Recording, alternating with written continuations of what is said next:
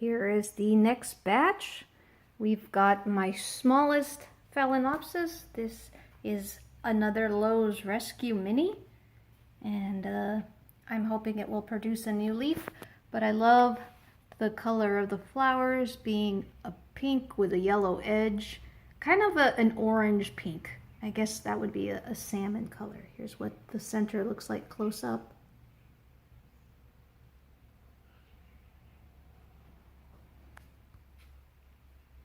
And then we've got this big one here. This is the one that isn't flowering. It's in spike, and I can't wait because this is another Home Depot with the Harlequin colors. But what was special about this one, and I had never seen one like this before, is that the background, instead of being white, is yellow. So can't wait for that to open. All right, now these two here. This was this year's Valentine's gift from Chris. More Publix orchids. And this one is cool because this one looks like a small version of the one I got gypped out of. It looks like an elegant Deborah, but there's something else very unique about this plant. This is one plant with one spike coming out right there. It's not grafted or anything. It makes natural branches, but it has two different flowers. It makes these purple and pink, out of the way you, purple and pink with a white lip and an inner dark red. So it makes those. So that's really neat. See, the background of these petals is all pink. And then it also makes these flowers, which also has a white lip, but the background of the main petals here is white with purple splotches. Let's try to get two of these into the same field of view you guys can see. Okay, there we go. See, they're two very different flowers. This one and the one behind it.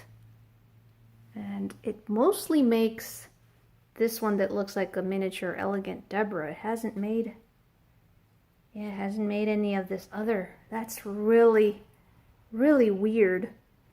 Does anybody know why that happens? Maybe I'll do a spotlight just on this plant, and maybe I'll get an answer to that. All right, let's move on.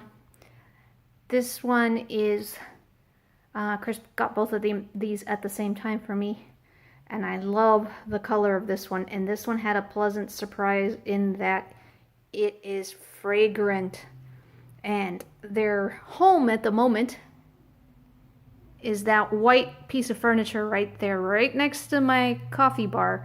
And in the mornings I'd be putting the coffee in there, and I was like, what is that smell? It smells good, but what is that? And then the plant was right there in the corner, right next to me. And then I realized that this is what was smelling, which surprised me because Phalaenopsis hybrids, a majority of them do not have a smell. So that's really cool. Let's get a close up.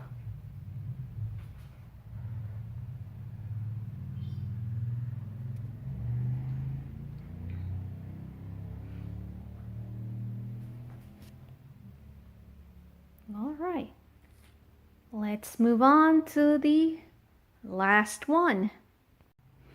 All right, and this is the last one of my entire collection that is in bloom. There's the two little ones, the Valentine's one from Publix that Chris got me in the back. You can see how it's close to my coffee bar. I bought this plant last year from Hauserman Orchids. This is a surf song. And I bought it because I had bought a surf song from the Tampa Orchid Show, and it died. It got crown rout. I had it outside and rain got in it. And I was very, very upset because I had so much fun at that show. And the one plant I bought went down the drain. I was lucky to find one online at a good price, It was discounted because it had just gone out of flower and they had cut all the spikes off. So like with the other one, I had to wait an entire year for it to come into bloom. And it has finally begun to open up. I had no idea what to expect other than it was going to be an orange flower. And orange is very rare in these hybrid Phalaenopsis, and I love orange flowers. I love a salmon color or like a peach color, especially if it's mixed in with yellow and pink. If all three of those colors are in there in a nice blend and a nice gradient, that is beautiful to me. And so it's been growing outside, and when you grow Phalaenopsis outside in Florida, they go root crazy with the humidity. So yeah, this plant looks like it's in the wind right now, even though it's not. Let me turn it around here. And there it is again.